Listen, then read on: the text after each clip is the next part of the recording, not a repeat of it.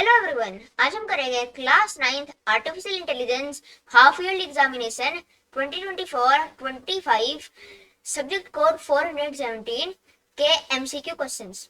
तो चलिए शुरू करते हैं। सेक्शन है objective type questions. Question 1, answer any four out of the given 6 questions on employability skills. Any four. Okay. Question 1. Which of the following helps you to have a good control on your strength and weakness? What is the answer for this? Self-management. Why? Well, first of all, management is no concept in the subject of employability skills. So, management is already out of the list. And जो ICT है, ICT की full क्या होती है? Information and Communication Technology. Now, information communication technology किस चीज को refer करता है? It refers to those sets of technologies which help us in creating, accessing, analyzing information and communicating with others. And इस डेफिनेशन से आप जान सकते हो ये कि जो ICT है वो हमें सेल्फ कंट्रोल, हमें अपनी स्ट्रेंथ एंड वीकनेस को इम्प्रूव करने का कोई भी सोल्यूशन नहीं देता। तो कौन सा होगा? Self management. आपने पढ़ा होगा सेल्फ मैनेजमेंट के बारे में, अलग अलग रूल्स, अलग अलग चीजें हम कर सकते हैं, वो सब कुछ। For example, be healthy, be polite and courteous, listen, learn, read and write. ये कुछ एग्जाम्पल्स हैं of the rules of self management. इसलिए option C self management will be correct. अब हम करते हैं second part of question 1। Dash to someone is an example of giving information. On options are writing, speaking, both of them and none of them. Now, writing and speaking, ये दोनों क्या है? Modes of communication. To be specific, verbal communication. And communication क्या देती है? Information. तो दोनों writing and speaking, both of them give information to someone. So, what will be right? Well, the correct option will be option C, both of them. Because writing भी देता है information and speaking भी देता है information, hence both of them. Now since these are any four questions, we will directly go to question number 4 as it is easy. So question number 4, choose the correct example of oral communication. वापस से आप recall करो, oral communication की definition क्या होती है? Oral communication is the process of sending and receiving information through the usage of words. उनमें words use होता है। Now, ये verbal communication definition है and oral communication verbal के अंदर आता है। Now, oral communication में क्या होता है? हम speak करते हैं किसी के साथ, exchanging information by speaking। तो किन में हम speak करेंगे and exchange करेंगे information? Option C, face to face communication. Why? Well, अगर आप किसी से बात कर रहे हो तो ओरल कम्युनिकेशन माना जाएगा, बिकॉज आप स्पीक कर रहे हो, speaking, you are speaking at that moment. तो option C face to face communication correct रहेगा। These other options such as report, newspaper, note, they are incorrect because although they are considered verbal communication, they are not oral communication because they use written words. ये सारे option जो है A, B and D, ये written words use करते हैं, लेकिन speaking तो इनमें इन्वॉल्व नहीं होती, hence option C will be correct. Moving on to option two part 6 of question number 1।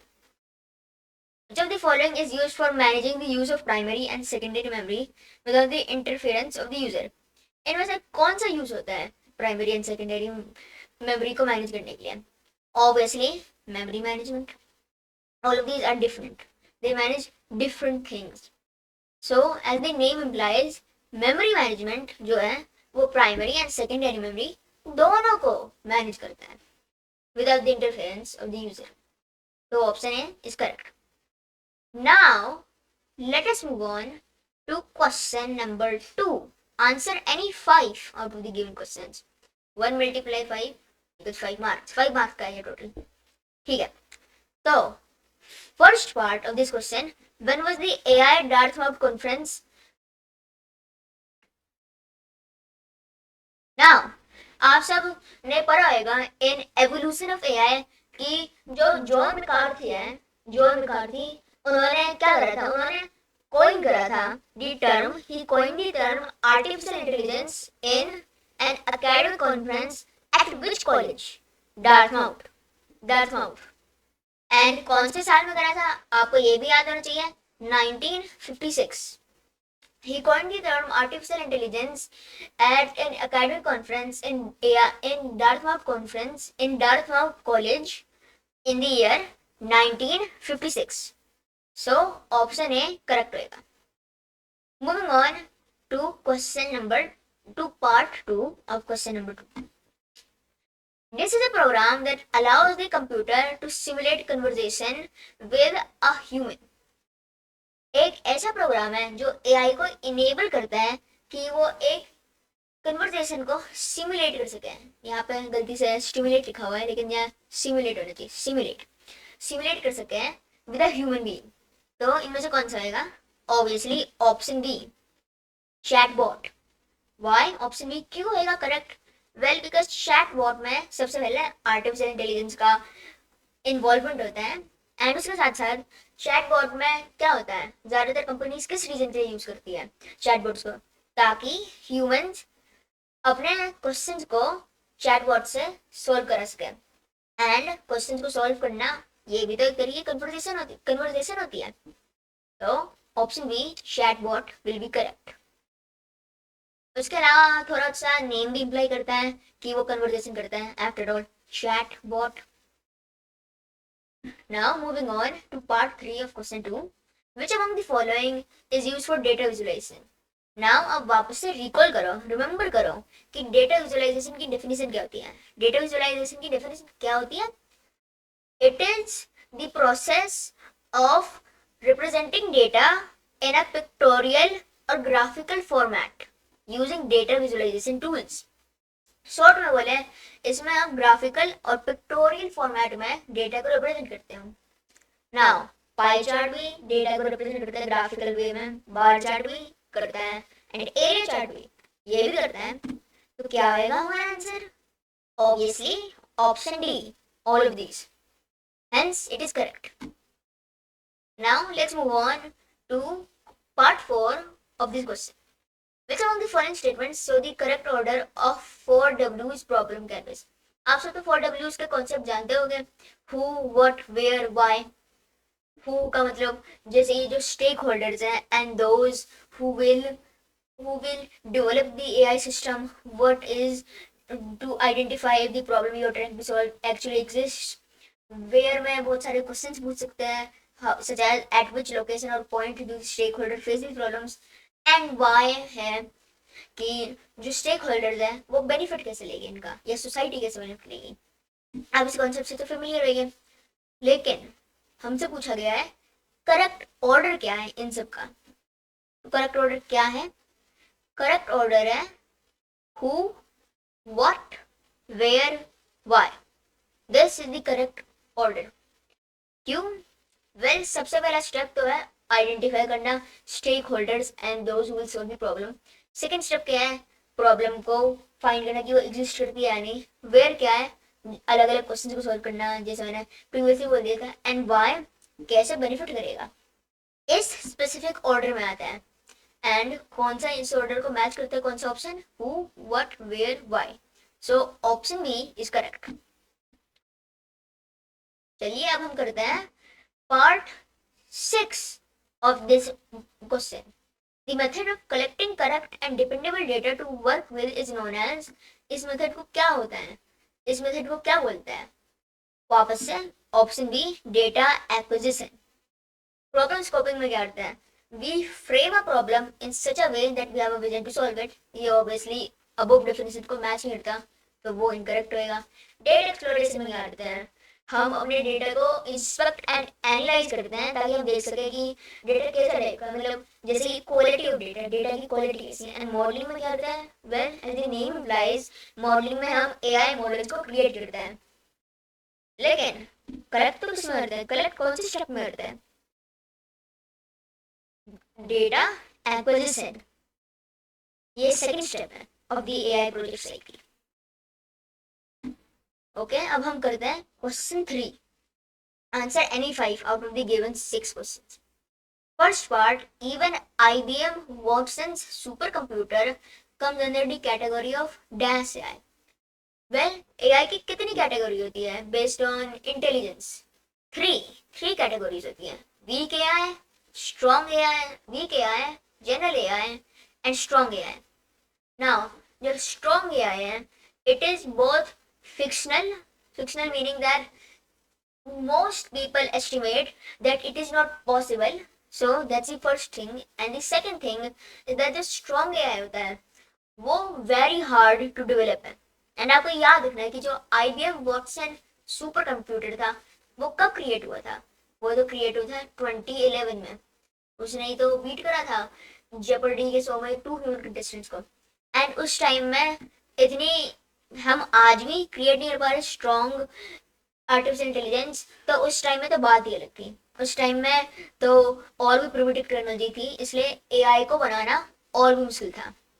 इसलिए जो IBM वर्जन था वो क्या था? वो जनरल एआई था.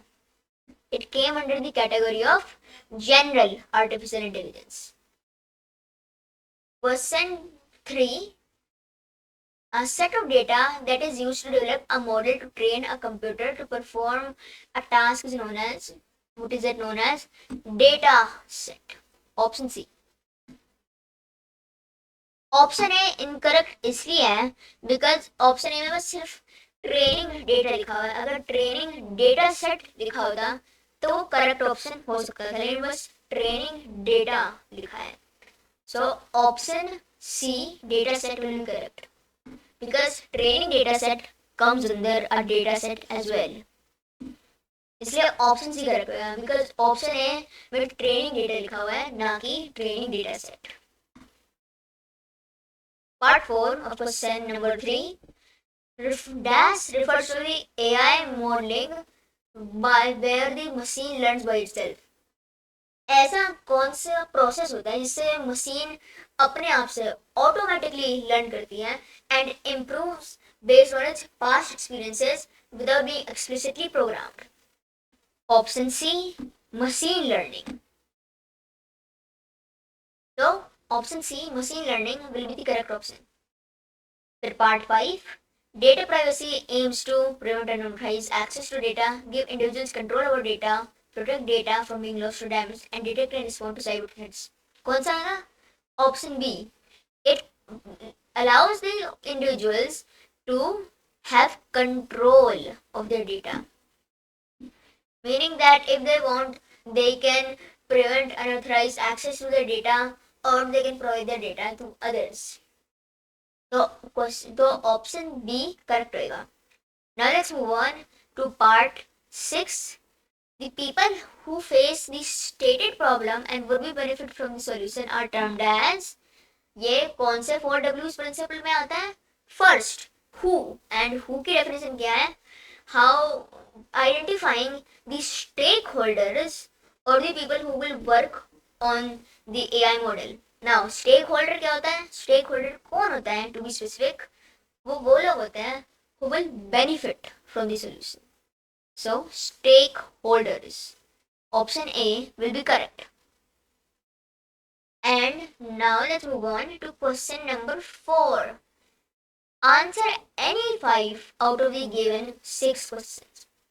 When you search for doctor on a search website, the results for doctor images might mostly come up as male, whereas for nurse, most results would be female. What does this depict? ये जो behaviour है artificial intelligence का, ये कौन से behaviour को, कौन से टाइप के बिहेवियर को एग्जिबिट करता है, दिखाता है? Gender bias. It depicts gender bias.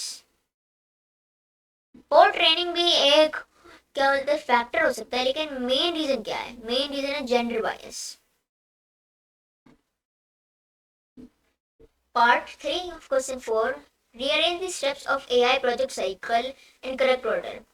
Now, AI project cycle के steps कौन से होते हैं? मतलब कौन से order में पाया जाता है AI project cycle? सबसे पहला होता है problem scoping. सबसे पहला होता है प्रॉब्लम स्कोपिंग। ओके, सबसे पहले होता है प्रॉब्लम स्कोपिंग, फिर बाद में होता है डेटा एक्विजिशन, फिर डेटा एक्सप्लोरेशन, फिर मॉडलिंग, फिर इवैल्यूएशन, फिर डिप्लॉयमेंट। नाउ कौन सा ऑप्शन है जो इन सारे स्टेप्स को मैच करता है, इस ऑर्डर को मैच करता है जो मैंने अभी बोला? Option D. सबसे पहले आता है टू, प्रॉब्लम स्कोपिंग, फिर डेटा एक्विजिशन, फिर डेटा एक्सप्लोरेशन, फिर मॉडलिंग, फिर इवैल्यूएशन एंड फिर फाइव डिप्लॉयमेंट। उसके अलावा अगर आप इस क्वेश्चन को पूरी तरह से याद नहीं कर पाए, अगर आप स्टेप्स ऑफ प्रोजेक्ट साइकिल को करेक्ट ऑर्डर में याद नहीं कर पाए, तो एक बड़ा सिंपल ट्रिक है इस क्वेश्चन को आसानी से करने के लिए। ना आप सब तो फेमिलियर रहेंगे कि जो डिप्लॉयमेंट है वो फाइनल स्टेप होता है एआई प्रोजेक्ट साइकिल का। आप सब तो ये जानते ही होंगे। तो किनमें डिप्लॉयमेंट फाइनल स्टेप लिस्ट हो रखा है? सिर्फ ऑप्शन डी में। बाकी सारों में क्या है? इसमें 2 है, इसमें 6 है, इसमें भी 6 है। नाउ इसके बेसिस में आप डिसाइड कर सकते हैं कि कौन सा करेक्ट स्टेप है।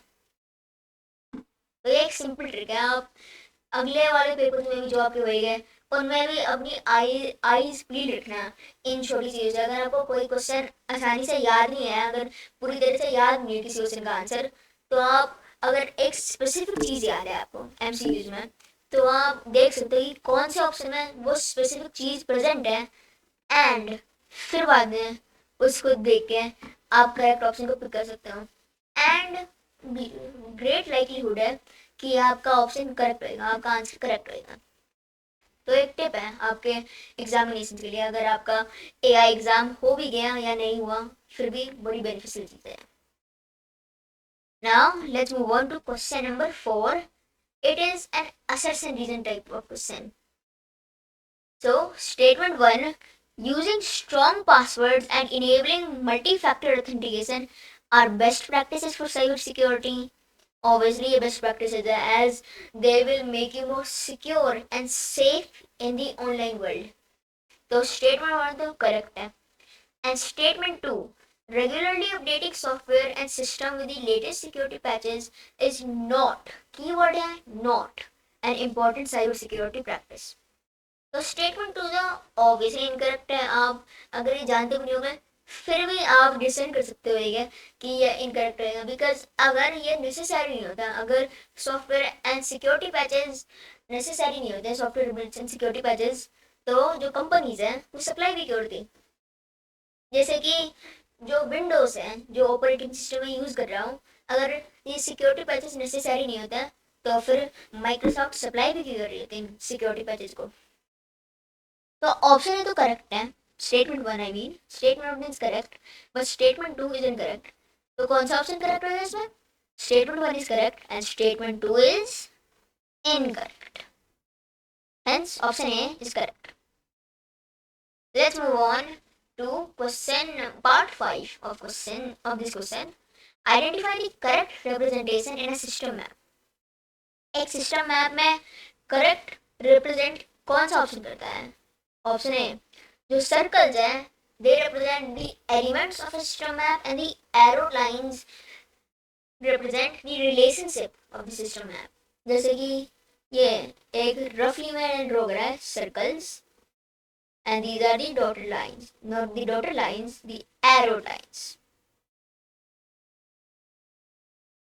तो ये क्या है? ये एक सिस्टम मैप है. It is an example of a system map. तो ये क्या है? इनमें एलिमेंट्स कौन से हैं और इनमें रिलेशनशिप्स कौन सी चीज रिप्रेजेंट करती है? एलिमेंट्स से सर्कल्स रिप्रेजेंट करता है एंड रिलेशनशिप रिप्रेजेंट होती है एरोज लाइन से. So option A is correct. Okay. Now moving on to part 6 of this question. Dash is a part of machine learning that works with neural network. What is a part of machine learning that works with the neural network? It is deep learning. So that is correct. Now let's move on to question number 5 of MCQs. Answer any 5 out of the given 6 questions.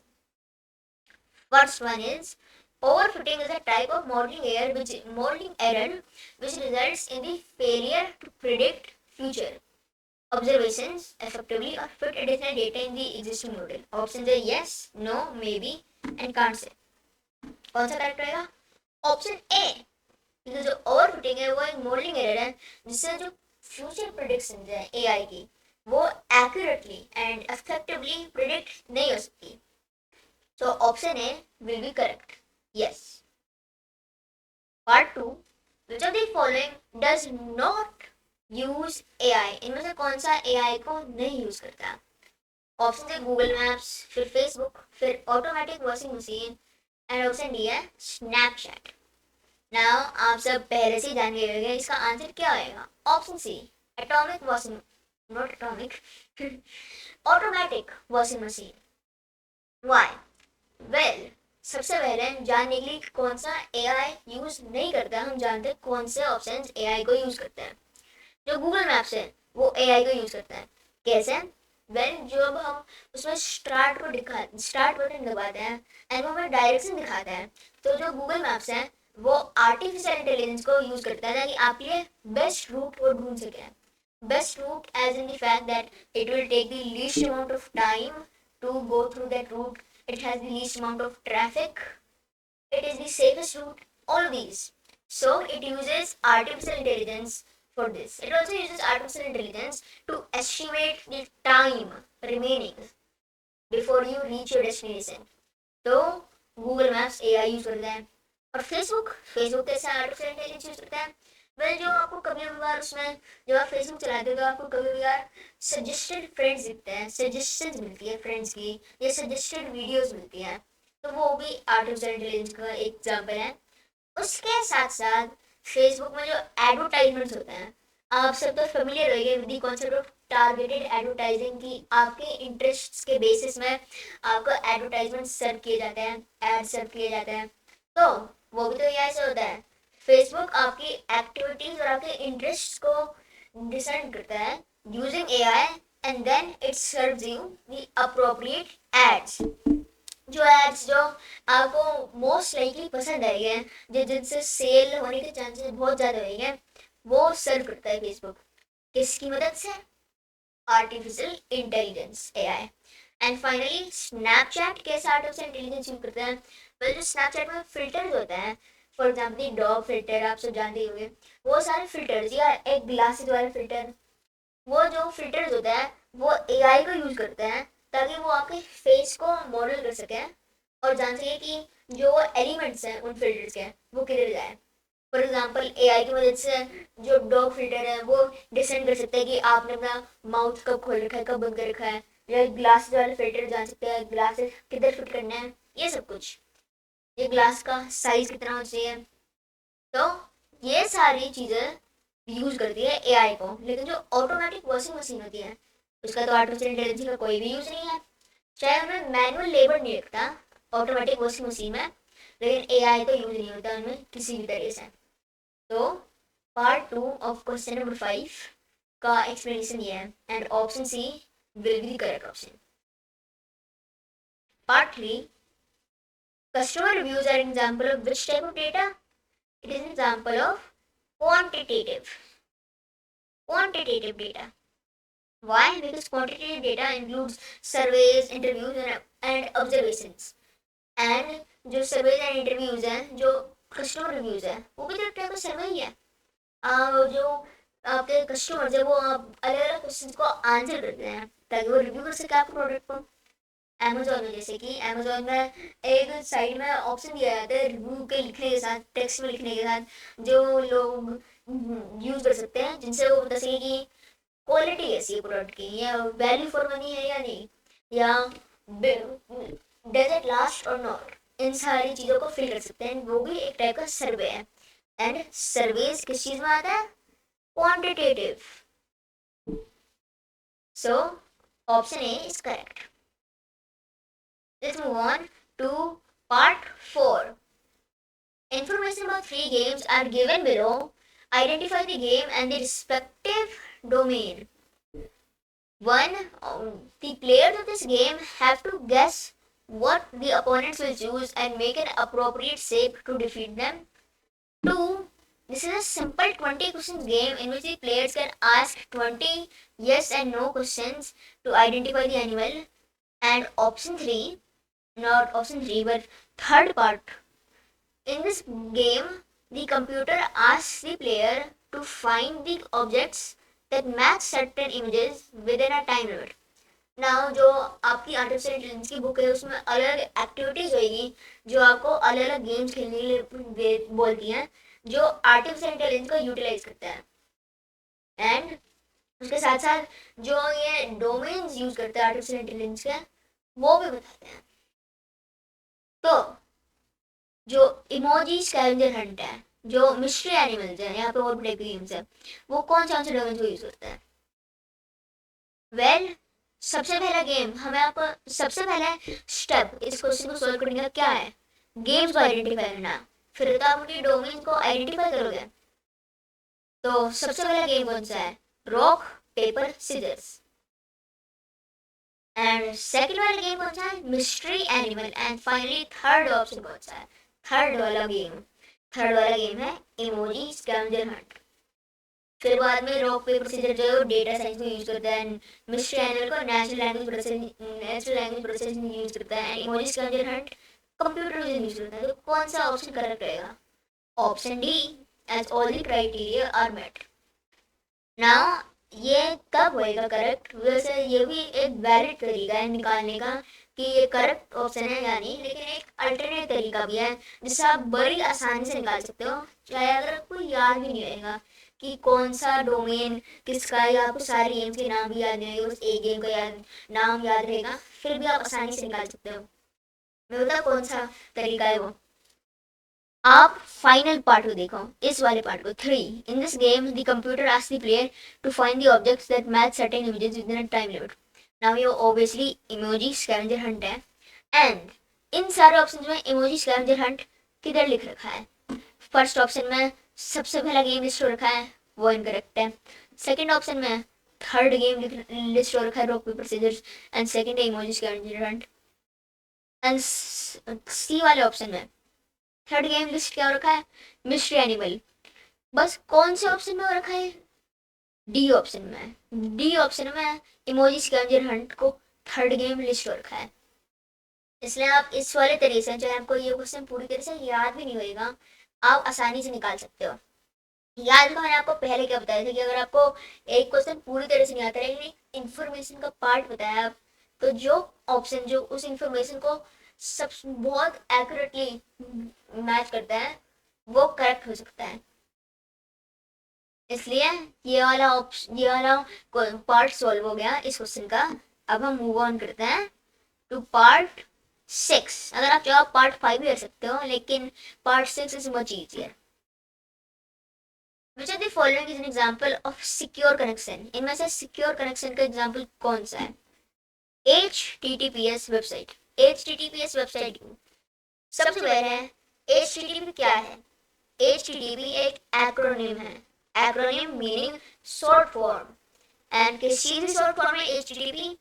Hypertext transfer protocol. Hypertext एक अब HTML तो जानते होंगे, वो एक programming language of sorts जिससे आप website बना सकते हो। तो हाइपरटेक्स्ट ट्रांसफर प्रोटोकॉल वो है फुल फॉर्म HTTP। लेकिन HTTPS की फुल फॉर्म क्या होती है? बिल्कुल करेक्ट बोला आपने, hypertext transfer protocol secure. Hypertext transfer protocol secure होती है HTTPS की फुल फॉर्म। नाउ सिंस इसके नाम में सिक्योर आ रहा है, ऑब्वियसली ये सिक्योर कनेक्शन रहेगा, बिकॉज HTTPS वेबसाइट्स में आपने कभी जब आप वेब ब्राउजर में एक वेबसाइट को विजिट करते होगे जो HTTPS से प्रोटेक्टेड है, तब एक लॉक सिंबल ऊपर दिखाई देता है आपके एड्रेस बार में। एंड अगर आप लॉक सिंबल को कभी प्रेस करते हो तो गूगल जो है या जो भी आप ब्राउजर यूज कर रहे हैं, लेकिन अभी अज्यूम कर लेते हैं गूगल क्रोम यूज कर रहे हैं, तो गूगल क्रोम जो है वो आपको इन्फॉर्म करता है कि ये एक HTTPS वेबसाइट है, HTTPS वेबसाइट है। एंड जो भी इंफॉर्मेशन आप सबमिट करोगे, पासवर्ड हो सकते हैं, क्रेडिट कार्ड इंफॉर्मेशन हो सकती है, बहुत सारी टाइप की इंफॉर्मेशन होती है। वो एक इनक्रिप्टेड चैनल से आता है, जिससे जो अटैकर्स हैं, जो हैकर्स हैं, जो आपके डेटा को छीनना चाहेंगे, वो आसानी से छीन नहीं पाएंगे। तो सिक्योर है ये मेथड, सिक्योर है। तो option be with the correct option. And with that हमने सारे के सारे एमसीक्यूज कर लिए हैं। अगर आप चाहो आप 1 मिनट के लिए देख भी सकते हो सारे ऑप्शंस के आंसर जो भी रेड पेन में टिक को रखे हैं। हाँ, लेकिन अब हमने सारे के सारे एमसीक्यूज खत्म कर लिए हैं of class 9th artificial intelligence half yearly examination 2024-25, subject code 417. And with that, I hope that you all enjoyed the video and learned something new. Bye bye, and make sure to subscribe to Maths Jigyasa, like the video, and share with your friends and family. Bye bye.